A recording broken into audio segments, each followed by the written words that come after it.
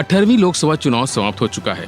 देश में एनडीए गठबंधन ने बहुमत के साथ प्रधानमंत्री नरेंद्र मोदी के नेतृत्व में सरकार बना चुकी है। देश की 543 सीटों पर अलग अलग पार्टियों के साथ कुछ निर्दलीय प्रत्याशियों ने अपनी किस्मत को आजमाया था, जिसमें से कुछ के हाथ जीत लगी तो कुछ को हार का मुंह देखना पड़ा। लेकिन इस बीच कई उम्मीदवार ऐसे भी थे जिन्हें जनता ने इतने वोट नहीं दिए जिससे वो अपनी जमानत राशि बचा सकें। जानकारी के मुताबिक 2024 के लोकसभा चुनाव में 543 सीटों पर 8,360 उम्मीदवारों ने चुनाव लड़ा था। जनता ने इनमें से 542 उम्मीदवारों को चुनकर लोकसभा भेजा। अब सवाल ये है कि 8,360 उम्मीदवारों में से कितने उम्मीदवारों की जमानत जब्त हुई है।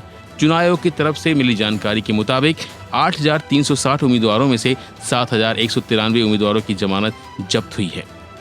यानी लोकसभा चुनाव में कुल 86.17% उम्मीदवारों को अपनी जमानत गंवानी पड़ी। जानकारी के मुताबिक जमानत गंवाने वाले उम्मीदवारों की सबसे ज्यादा संख्या बहुजन समाज पार्टी यानी बीएसपी की है। बीएसपी ने इस चुनाव में देश भर में 488 उम्मीदवार उतारे थे, जिसमें से 476 यानी 97.5% उम्मीदवारों की जमानत जब्त हो गई। वहीं राष्ट्रीय पार्टियों में जमानत जब्त करने वाले दूसरे नंबर पर सीपीआईएम का है। सीपीआईएम ने 52 उम्मीदवार उतारे थे, जिसमें से 30 उम्मीदवारों की जमानत जब्त हो गई है।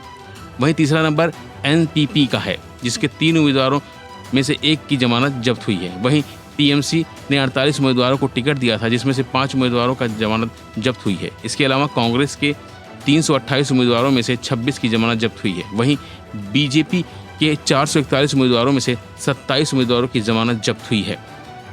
एक रिपोर्ट के मुताबिक 2024 के लोकसभा चुनाव में 8,000 से ज्यादा उम्मीदवारों ने चुनाव लड़ा था, जिसमें से 16% उम्मीदवार राष्ट्रीय पार्टी के थे, जबकि 6% उम्मीदवारों का संबंध क्षेत्रीय पार्टियों से था।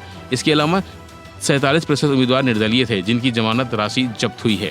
अब सवाल यह है कि जमानत राशि कितनी होती है।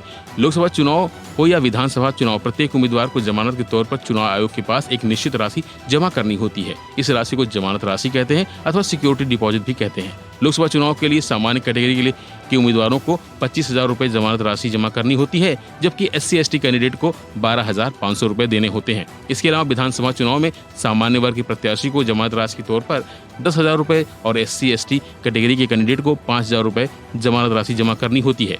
अब आपको बताते हैं कि आखिर प्रत्याशी की जमानत राशि जब्त कब हो जाती है।